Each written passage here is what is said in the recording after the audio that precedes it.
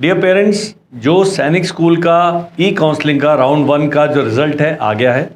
इस वीडियो में हम चर्चा करेंगे। हमारा एक बच्चा, उसका लॉगिन आईडी पासवर्ड हमने लिया है।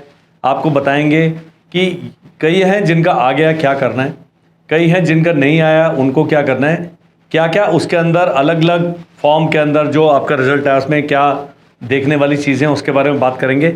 शेड्यूल के बारे में बात करेंगे कि क्या आपने करना है, क्या डॉक्यूमेंट लेके जाने हैं। तो ये सब चीज़ें आपने ध्यान रखना है, बिकॉज अभी सारा टाइम बाउंड प्रोसेस है। पहला राउंड जो है यहां पर उसकी टाइमलाइन है। काउंसलिंग प्रोसेस देखेंगे आप, तो काउंसलिंग प्रोसेस में काउंसलिंग शेड्यूल है, लिस्ट ऑफ डॉक्यूमेंट्स है एंड प्रोविजनल वेटिंग लिस्ट 1 आ गया। प्रोविजनल वेटिंग लिस्ट, अभी आप प्रोविजनल वेटिंग लिस्ट में मत जाए, उसका वीडियो अपन कल अलग से बना देंगे। सबसे पहले जो हमें कंसर्न करता है ये उनके लिए है जिनका अभी स्कूल अलॉट हो गया। मैं दिखाऊंगा क्या है। यहां देखिएगा 5/4/2026 को 1300 बजे यानी 1 बजे रिजल्ट आ गया है। 5/4 रिजल्ट, 13/5 पे result allocation start, result allocation date आ गया है। लास्ट डेट फॉर एक्सेप्टेंस और रिजेक्शन ऑफ स्कूल 7 अप्रैल 2026। कब तक? रात को 11:50 तक। लेकिन आप ट्रेन के छूटने की वेट ना करें। आज कल परसों में जो भी एक ऑस्पिशियस आपको डेट एंड टाइम मिलता है उसमें एक्सेप्ट कर लें। 8 तारीख को सुबह 8 बजे से आपकी जो एडमिशन फॉर्मेलिटीज हैं वो शुरू हो जाएंगी और ये खत्म हो जाएंगी 11 तारीख को शाम को 5 बजे। और मैंडेटरी पोर्टल अपडेशन है 12 तारीख को पोर्टल अपडेट हो जाएगा। इससे आपको कुछ भी नहीं करना है, आपके लिए 5 बजे का समय है। अब क्या हो गया है, आपको जिन जिन का एडमिशन अभी स्कूल अलॉट हो गया है, मैंने कल डिटेल्ड वीडियो बनाया था, उसमें मैंने कहा था आपके पास 2 ऑप्शन है, एक्सेप्ट करें या रिजेक्ट करें। अगर तो आपको पहला ही प्रायोरिटी वाला स्कूल मिल गया नंबर 1 और आप एक्सेप्ट कर लेते हैं, आपका ई काउंसलिंग प्रोसेस समाप्त है। केवल एक कैटेगरी, क्योंकि उससे ऊपर कुछ है ही नहीं है, उससे अच्छा क्या ही मिल जाएगा आपको। लेकिन अगर आपको पहले की जगह 7वां स्कूल अलॉट हो गया है, एक है मैडम का भी आया मैसेज कि सर हमें झुंझुनू मिल गया, भेजना था हमने कहीं और झुंझुनू उनका 11वां नंबर पे है। अब मैं दोनों स्थितियों पर चर्चा करूंगा कि भाई एक्सेप्ट कर लेंगे तो क्या हो सकता है, क्या सही हो सकता है, क्या गलत हो सकता है, रिजेक्ट करने से क्या असर पड़ेगा। तो एक व्यक्ति हैं जिन्होंने एक्सेप्ट कर लिया, मान लीजिए 7वां नंबर, तो फिर 7 से नीचे जितने थे वो आउट हो गए।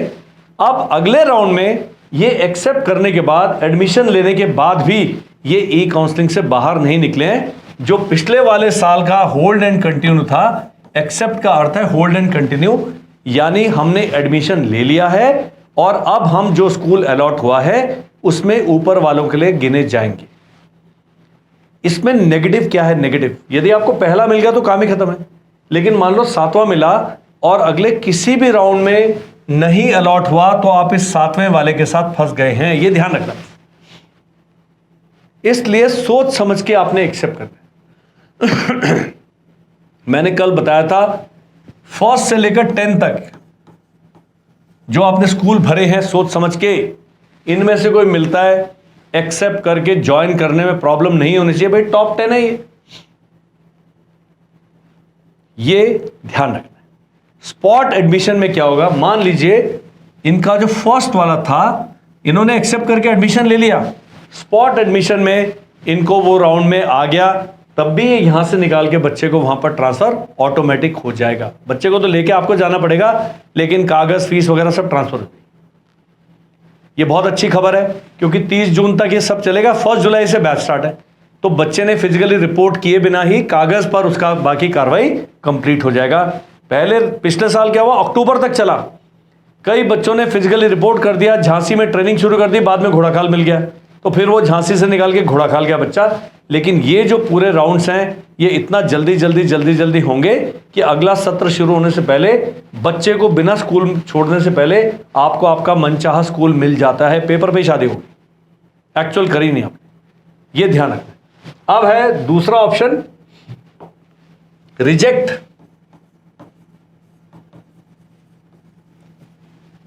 आपको 70वां स्कूल मिल गया और आप जाना ही नहीं चाहते। आपने कहा यार अभी मैंने एक्सेप्ट कर लिया और मेरे को आगे नहीं मिला कोई, तो मैं तो फंस गया।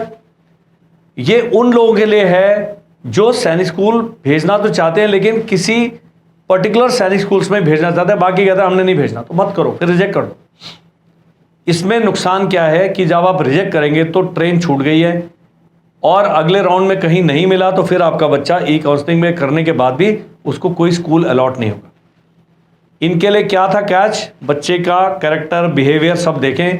बच्चे का प्रेजेंट स्कूल में बहुत मारा मारी चल रही, गाली गलौज चल रहा है, टीचर पढ़ा नहीं रहे और आपको लगता है कि बच्चे का भविष्य बिल्कुल बर्बाद है, पक्का वही वहां भेज दो ताकि उसकी माहौल तो चेंज हो जाए। एक भाई साहब का अभी सऊदी अरेबिया से कॉल है, बाहर है वो, उनकी बिटिया है किसी न्यू सैनिक स्कूल में पढ़ रही है, बहुत ही बेकार उनका वो था।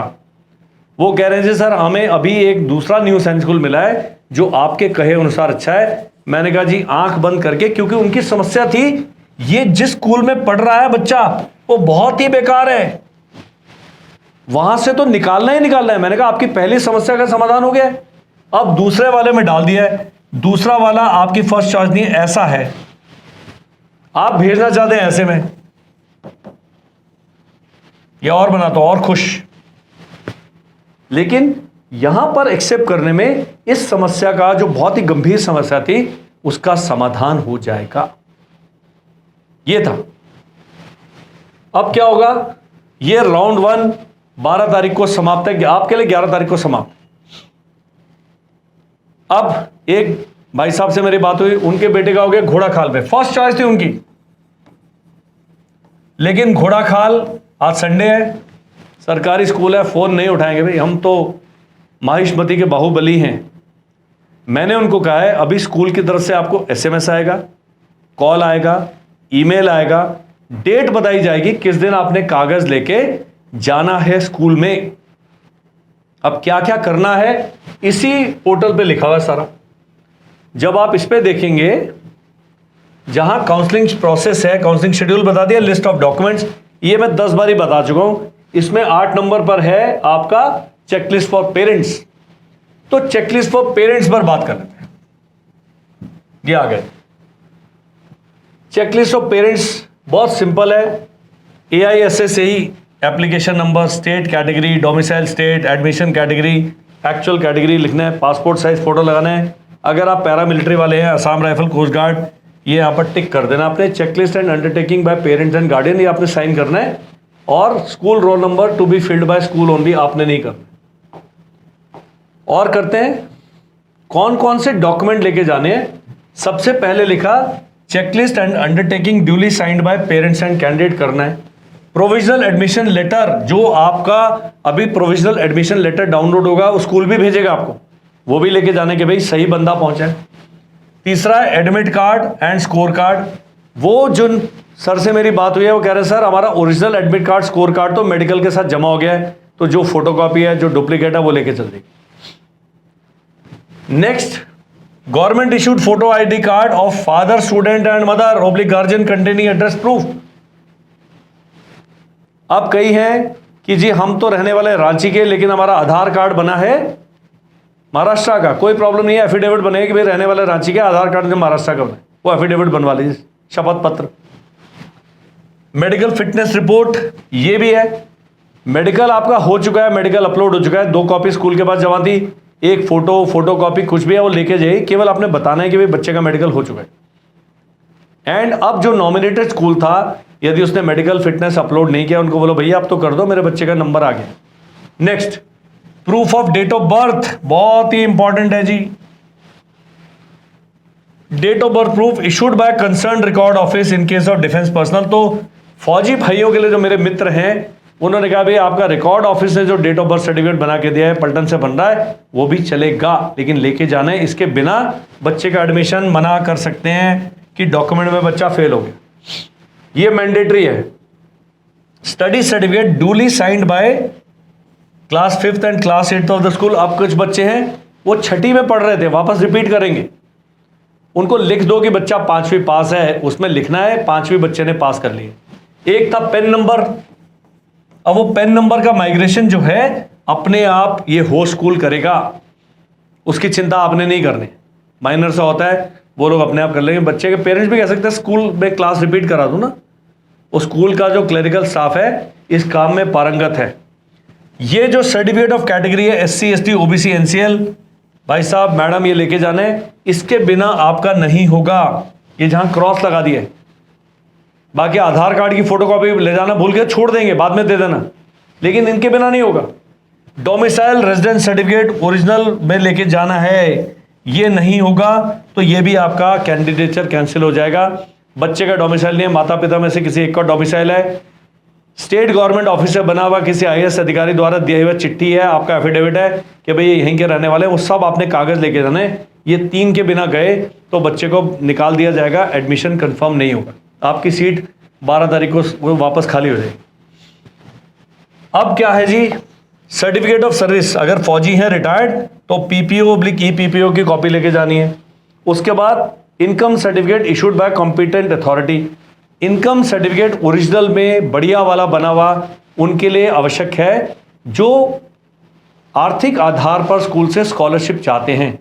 बाकियों के लिए फॉर्म 16 है, ITR है, ऑफिस की दी हुई पे स्लिप है, वो केवल एक इंडिकेटिव है। और ये 50 साल पुराना इनकम सर्टिफिकेट नहीं चलेगा, इस साल का इनकम सर्टिफिकेट चाहिए। आपकी पे 17,000 थी, अभी 2 लाख रुपए हो गया भैया, वो लिखो ना। Photographs passport size boy girl के 5, ये सब adoption deed in case applicable, ये आपने चेकलिस्ट में सब कुछ लिखा हुआ है। इसके बिना पहुंचे तो मारे गए। Undertaking by the parent and the candidate, यहां पर कैंडिडेट के सिग्नेचर विद डेट, पेरेंट के सिग्नेचर विद डेट, घर से भी करके ले जा सकते हैं, वहां भी जा सकते हैं। ये है मदर डॉक्यूमेंट, इसके हिसाब से बाकी डॉक्यूमेंट्स के फॉर्मेट उस साइट पर दिए। अब हम चलते हैं, जो भाई साहब निकले हैं रिजल्ट कहां देखना है, तो यहां देखना है जी, ये notice issued, my profile, choice filling, candidate result, correction window. कल रात को मेरे मैसेज आ रहे थे, सर हमारा वो सब दिख नहीं रहा है, कुछ भी नहीं हो रहा है। मैंने कहा जी वेबसाइट अपडेट हो रही है ना, उनको समय दीजिए। अब यहां पर भाई साहब का सारा कुछ हो गया, एप्लीकेशन नंबर सब दिया हुआ है, रैंक 125, कैंडिडेट के मार्क्स, बहुत ही शेयर है, ये 285 नंबर लाया। जो लोग कह रहे हैं कि हमारे पढ़ाए हुए बच्चे निकलते नहीं, देख लो, ये है गारंटी। इतने सारे नंबर मैं तो 3-4 क्लास में मिला के नहीं लाया। इनका था, इनको मेडिकल के लिए सैनिक स्कूल चंद्रपुर मिला था, मेडिकल सेंटर रिपोर्टिंग टाइम दिया हुआ था, स्कूल ने मेडिकल स्टेटस अपडेट कर दिया, फिट या अनफिट है तो आउट हो गए। Final status of medical accept reject to be accepted, तो स्कूल ने एक्सेप्ट कर लिया है, तो बच्चा मेडिकली फिट है, B कॉपी C कॉपी लेके जाएंगे, नहीं भी गए तो वो लिखा हुआ है। अब यहां दिया हुआ है provisionally wait listed for schools only if applicable on the basis of inter se merit. उन्होंने कहा स्कूल में 10 वैकेंसी थी, 100 नंबर तक है तो आपका वेट लिस्ट में आएगा। इनका जो प्रेफरेंस 1 था, जो भी होगा वह नहीं अलॉटेड है, प्रेफरेंस 2 था, उसमें लिखा है केवल कैंडिडेट की इंफॉर्मेशन के लिए है। ये नहीं कहना हमारा वेटिंग लिस्ट में नाम था, हमें दीजिए वो स्कूल, नो, साफ साफ लिखा है फौज ने कि केवल उसके लिए। अब करते हैं मेन काम।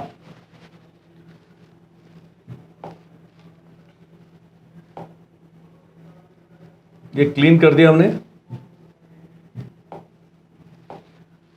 वो कह रहे हैं the schools if shown above are of indicative in nature and does not imply candidates admission to the schools, candidate candidature for the schools may change subsequently in next round. अगले round में क्या पता merit में up हो जाए, down हो जाए, वो चेंज भी हो सकता है। अब इनको बड़ा ही खतरनाक डिसीजन देना है कि मुझे मिल गया सैनिक स्कूल सतारा, अब यहां लिखा है medical and reporting time accept हो गया, इनका राउंड 1 में ये कैटेगरी होम अनरिजर्व में, स्कूल एलोकेटेड प्रायोरिटी फर्स्ट मिल गया इनको, सातारा इनकी फर्स्ट चॉइस थी, अब ये इस राउंड से बाहर हो गए हैं। रिजेक्ट कर दिया तो ई काउंसलिंग से बाहर हो गए, एक्सेप्ट कर लिया तब भी बाहर है क्योंकि इनको पहली चॉइस ही मिल गई।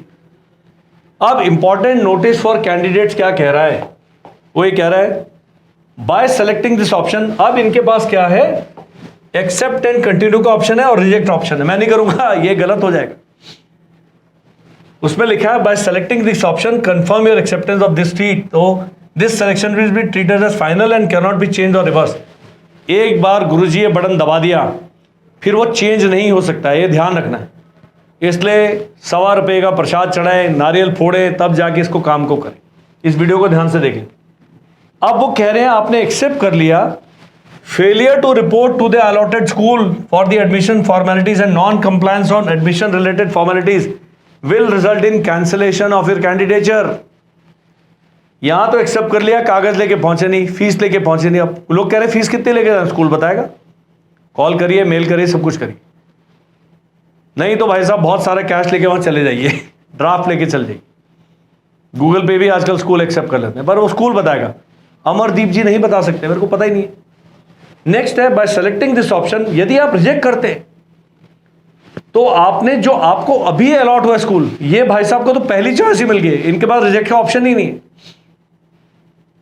लेकिन अगर चौथा, पांचवा, 70वां, 80वां स्कूल मिला, आप रिजेक्ट करना चाहते हैं, तो फिर वो कह रहे हैं इस स्कूल को दोबारा कंसिडर नहीं किया जाएगा। ये लड़की आपने रिजेक्ट कर दी है भैया, दोबारा नहीं कर सकते आप, स्वयंवर है ये।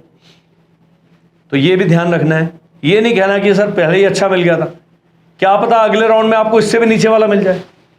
तो रिजेक्ट में ये जो है केमिकल लोचा आपको देखना पड़ेगा। No action by candidate will remove your candidature from online counselling rounds and your candidature. अब है जी, कई हैं कि हम तो चाचा विधायक हैं हमारे, हम तो कुछ नहीं करेंगे, ना एक्सेप्ट करेंगे ना रिजेक्ट करेंगे। तो आप ई काउंसलिंग से बाहर हो गए, केवल ऑफलाइन राउंड में आपको कंसिडर किया जाएगा, यह भी ध्यान रखना है। जिनको स्कूल मिला है उनके लिए तो भाई बहुत हाय तौबा वाले से जो है, या तो अभी चॉइस करनी है आप। No action by candidate if first priority school has been allotted to you then your candidature would not. अब जब पहला मिल गया उसमें ही आपने कोई एक्शन लेगा तो पहले के बाद तो ऑफलाइन में भी नहीं मिलेगा। ये इसलिए ध्यान से समझना इस वीडियो को। Thereby candidates are advised either to accept or reject if the school has been allotted to you during online counseling। ये इंपॉर्टेंट मैसेज करके लिख दिया सरकार ने भैया। मुझे उम्मीद है जैसे मेरे बाकी वीडियो से आपको लाभ होता है, इस वीडियो से भी आपको लाभ होगा। और कोई क्वेरी है मेरे एनडीए के 9th वाले, स्पेशली अगर ढंग का स्कूल नहीं मिल रहा है, कल से जी ऑनलाइन बैच स्टार्ट है एनडीए का 9th वाला, झोंक दो बच्चे को। नहीं तो देहरादून आ जाओ, 9th 10th 9th and 11th में विद स्कूलिंग अपना हॉस्टल के साथ में बॉयज़ के लिए। देहरादून के आसपास रहने वाले मेरे मित्र हैं, यहाँ पर मेरे सेंटर में आके मेरे को मिले, मेरी शक्ल देख के नहीं आपने एडमिशन लेना है, डेमो क्लास अटेंड कराओ बच्चे को, देखते हैं कैसे करते हैं, लेट्स डू इट। अभी गलत जगह बच्चे को नहीं भेजना है। आपका बच्चा अच्छे स्कूल में पढ़ रहा है, सब कुछ ठीक है, एक टूटा फूटा एनएसएस मिल गया, आपका मन नहीं मान रहा है, मत करो, रिजेक्ट कर दो। डिसीजन लेने में इतना टाइम लगता है। मैं तो फौजी व्यक्ति हूँ जी, सामने भाग रहा टेररिस्ट, गोली मारनी है, ठक करके मार दो, वो भी मारेगा वापस गोली, वो चल देखी जाएगी ना, लड़ाई इसी को कहते हैं। सो इस डिसीजन को पोस्टपोन मत करिए, इस वीडियो को ध्यान से देखिएगा। जिस भी बच्चे के पेरेंट्स ने हमारे साथ ये लॉगिन आईडी पासवर्ड शेयर करा है, मैं उनको प्रणाम करता हूँ, नमस्कार करता हूँ, थैंक यू बोलता हूँ। ये आपने जो भला काम किया है बहुत अच्छा है, क्योंकि इसके थ्रू बहुत सारे पेरेंट्स को बहुत सारी बातें हैं जो हम समझा पा रहे हैं। अब जो मैंने कहा था मधुमक्खी के छत्ते को नहीं छेड़ेंगे, पहले तो मैं लॉग आउट कर दो भैया, साइन आउट कर दिया मैंने, ताकि मैंने कुछ हाथ नहीं लगाया, आपके सामने साइन आउट कर दिया। वो मधुमक्खी का छत्ता कौन सा है, ये रहा प्रोविजनल वेटिंग लिस्ट 1। यहां पर हर स्कूल की अभी प्रोविजनल वेटिंग लिस्ट आ चुकी है। Class 6, school type, existing school, school name, पहला वाला गोलपाड़ा ले लेते हैं, चलिए वो सामने दिख गया, ये आ गया स्कूल नेम, ये हमने ले लिया कुंजपुरा। होम स्टेट का, जनरल का और बॉय का, ये सबसे इजी है। गर्ल्स का लेते हैं, गर्ल्स में बड़ा लोचा आ जाता। ये आ गया जी, ये वेटिंग लिस्ट है। अरे एआई रैंक 27 है, ये ओबीसी एनसीएल का भाई साहब हैं हरियाणा के, उसका general category Haryana, home state वाले सारे हरियाणा के। यहां देखिए ओबीसी वाला सेंट्रल लिस्ट वाला था, एससी वाला, ये सब आ गए जनरल में, अनरिजर्व में आ गए, क्योंकि इनके नंबर इतने हैं। इसलिए अनरिजर्व कैटेगरी वाले आपका स्टेट रैंक जो भी था आपको अभी वेटिंग लिस्ट में देख सकते हैं। जितनी सीटें हैं उसके 3 गुना तक में आपका नंबर है, तो अगले किसी राउंड में चांस है, क्योंकि कई लोग हैं जो आरएमएस जा चुके हैं, कई लोग हैं जिन्होंने बिल्कुल छोड़ दिया है, कई लोग हैं जिनके डॉक्यूमेंट नहीं है, कई लोग मेडिकल में रिजेक्ट हो चुके हैं। तो ये आपने थोड़ा सा with a pinch of salt लेना है। ये कितनी लंबी वेटिंग लिस्ट है, ये जी 135 पन्ने तक है, 68 नंबर वाला भी, एससी वाला। अब आपके बच्चे का नंबर ही यहाँ है, आप कहाँ मिलेगा? थ्योरेटिकली शेड्यूल कास्ट का कट ऑफ नहीं है, 68 वाला क्लियर है, लेकिन ये चांस नहीं। ये कटु सत्य हैं, इनसे भी आप वाकिफ हो जाए। That's all in this video. Number आ रहा स्क्रीन पर, व्हाट्सएप मैसेज करेंगे, एक दिन का समय देंगे, I will be able to reach out to you. Thank you and Jai Hind.